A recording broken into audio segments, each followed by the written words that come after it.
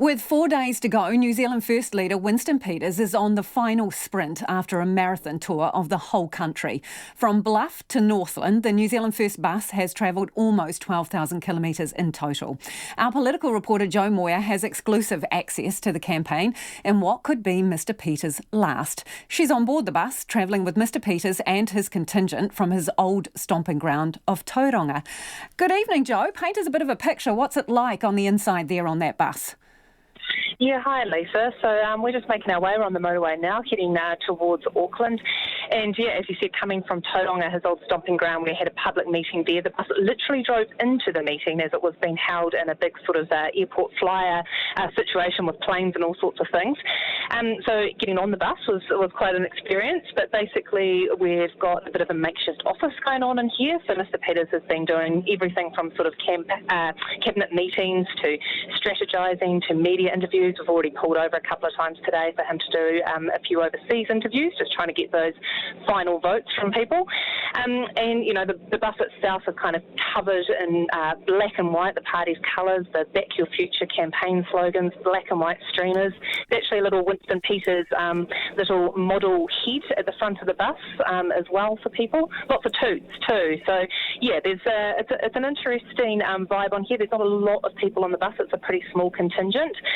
But Winston Peters has been in good form. He's even done a bit of singing on the bus this afternoon. Oh, any particular tune, Jo? Well, there's a couple of young candidates who are on the bus, and while we're on the road, they're sort of concentrating on sending emails and phoning people and leaving messages about this public meeting in Kelston tomorrow. And one of the guys was on the answer phone to someone and said, "Oh, hello, Caroline," and Winston Peters just broke out into Sweet Caroline, as you do. So.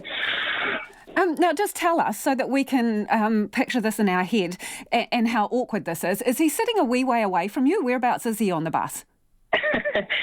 No, he's not. He sits in the same seat every time. I actually came on the bus with him in 2017 for a little bit as well, and he's still sitting in the same seat that he did then too, so a bit of a creature of habit.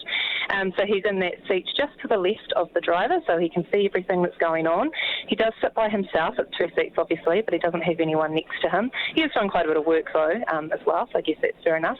But no, I've been sat just across from him, and yeah, there's been a bit of banter and a few jokes. He had his lunch on here, had some sushi, and yeah, it's all pretty relaxed, really. Yeah, because I'm wondering about the mood. He's polling very low at the moment. In fact, you know, some would say staring down the barrel of political oblivion here. So what's the strategy from this point onwards?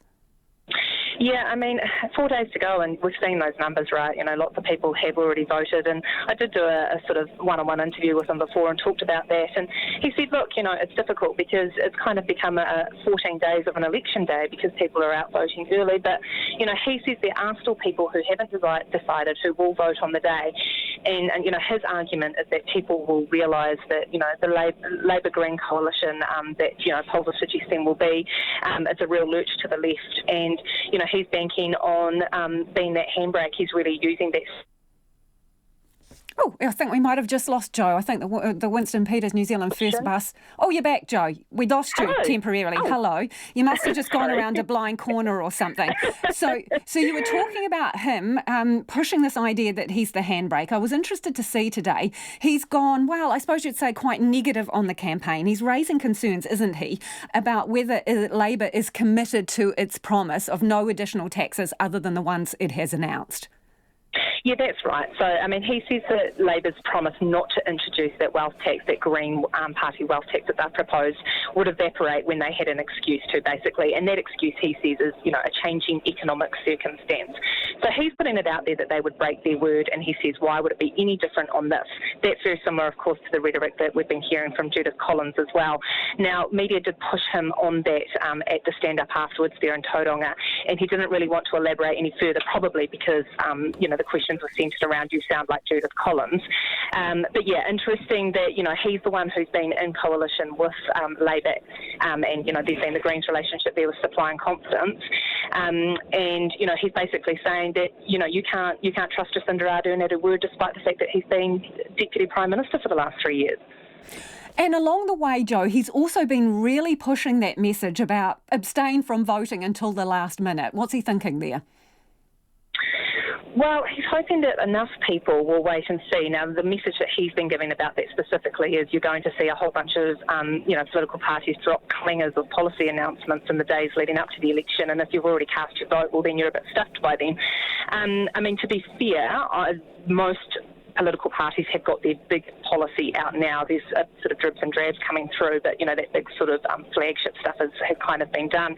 Now, I guess you could say that Winston Peters has bucked the trend in that sense because he's actually kind of left his big policy announcements. There was very few policy announcements in the first sort of 3 weeks of the campaign trail with him, and then we've seen quite a bit in the last few weeks.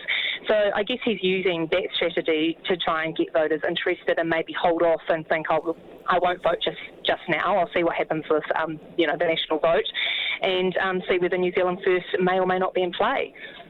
So, Jo, can we just ask you, if it's safe on any number of levels, do you think you could just wander down the bus a little bit and get closer to the man himself? Would it be rude to just give him a shout and ask him what the highlight of the campaign has been for him so far? And just give us a bit of commentary as you're walking down. What are you passing in the bus? So I'm just making my way down the aisle. Now we've got a young guy here who's been on the campaign for the entire trip, actually. He's doing all the social media. He's putting together a video at the moment. Looks quite good. He's nodding at me going, it is. So he's been doing a lot of the ads and their social media videos. Now we've got people still emailing and phoning. The comment was made earlier that not going to leave anything to chance, so they are really just hitting the phones in both respects. Winston Peters is still at the front there. He has got earphones in. He appears to be listening to something, so I'm not sure he's going to play ball if I ask him what his highlight of the campaign Maybe he's listening to you on RNZ, Jo, so maybe he'll know that you're incoming here. Let's just give him a bit of a wave and see if you can get his attention. He's been given a tap. I'm not sure if he's going to... Oh. Mr. Peters, do you have a highlight of the campaign so far that you'd like to share by any chance? Oh, we're waiting with bated breath. Yeah. I'll try again. Do you have a highlight of the campaign by any chance? So Jo is asking Winston on the bus.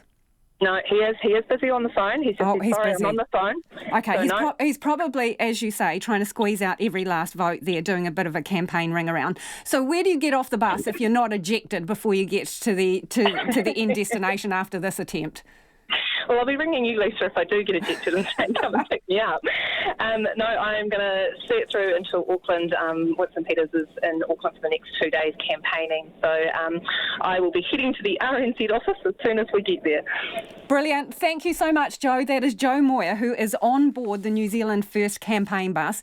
Winston Peters just a little bit busy to talk there. He's on the phone getting every last vote there. They're heading towards Auckland.